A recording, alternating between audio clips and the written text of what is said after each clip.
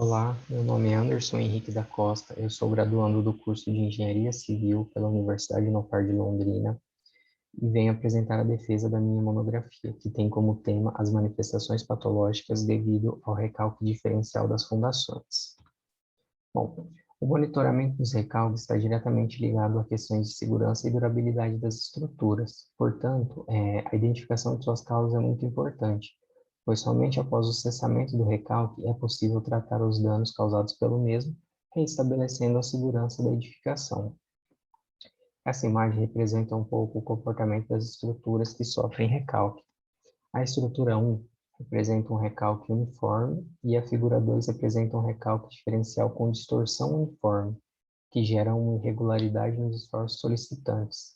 Já a figura 3 representa um recalque diferencial generalizado, onde começam a aparecer trincas e fissuras na estrutura. O problema de pesquisa é a seguinte questão: quais são as manifestações patológicas geradas pelo recalque de fundações e contenções? O objetivo geral foi identificar e analisar as principais causas de manifestações patológicas devido ao recalque diferencial das fundações e quais são os seus efeitos na edificação. Os objetivos específicos foram apresentar o conceito de construção civil de concreto e quais são suas principais patologias, identificar a patologia gerada na fase de utilização e manutenção da armação e avaliar a estrutura e as patologias do concreto. Construção civil. Do início de 2004 até outubro de 2010, a construção civil foi responsável pela geração de mais de 1.100.000 empregos formais em todo o Brasil. Essa expansão do setor é resultante dos investimentos da área habitacional e de infraestrutura, assim como a continuação de alguns programas governamentais, como Minha Casa Minha Vida e o Programa de Aceleração do Crescimento, o PAC. O conceito do concreto. Quando se combina agregados finos ou grossos, água e cimento nas proporções adequadas, esses ingredientes formam um compósito muito mais resistente e muito mais durável que os seus componentes de forma individual. A cura ocorre literalmente de forma gradual, porque o concreto endurece em poucas horas, e em cerca de um mês ele fica adequadamente curado, mas ele continua a endurecer e se fortalecer por pelo menos 5 anos. O conceito da patologia de estruturas de concreto armado. As estruturas são submetidas a diversas ações ao longo de sua vida útil, e essas ações podem ser a causa do desgaste ou da deterioração. O crescimento populacional, o aumento no volume de tráfego, veículos mais pesados e mudanças no uso resultaram na sobrecarga de muitas estruturas pré-existentes. A partir da necessidade de reabilitar as estruturas, diversos materiais inovadores, como polímeros reforçados com fibra, que são os FRPs, passaram a ser implementados com sucesso para melhorar o desempenho de elementos estruturais. Porém, uma falta de supervisão do engenheiro ou a falta de qualificação dos profissionais envolvidos pode acarretar em problemas estruturais muito graves. Este gráfico, retirado de um estudo de Pian Castelli de 2014, mostra as principais origens de manifestações patológicas. E como se pode observar, mais de 50% delas é gerada por falhas de execução. A patologia na fase da concepção da estrutura. O tipo de construção, seja ela residencial ou industrial, geralmente é ditada pelas condições locais ou condições de uso final, e seu principal fator é quase sempre o solo subjacente. Por isso, antes de se iniciar um projeto, é importante que o profissional conheça e entenda muito bem as características do solo. Estrutura de concreto em construções. Após a fase de projeto da estrutura, inicia-se o planejamento da construção, onde precisam ser adotadas todas as medidas para o bom andamento da obra, bem como o cronograma e a distribuição do trabalho. Logo no início, falhas de processo podem ocorrer por diversos fatores, como más condições de trabalho, falta de qualificação de profissionais, falta de controle de qualidade, materiais de baixa qualidade ou até mesmo irresponsabilidade técnica. As patologias geradas na fase de utilização da armação. É importante ressaltar que para a estrutura funcionar bem, ela precisa ser utilizada da forma correta para a qual ela foi concebida, principalmente quando se diz respeito à presença de elementos em concreto armado.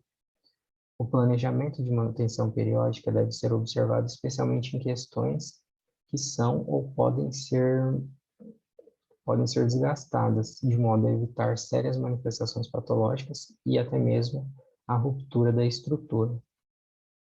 Essa imagem ao lado evidencia um exemplo de segregação do concreto.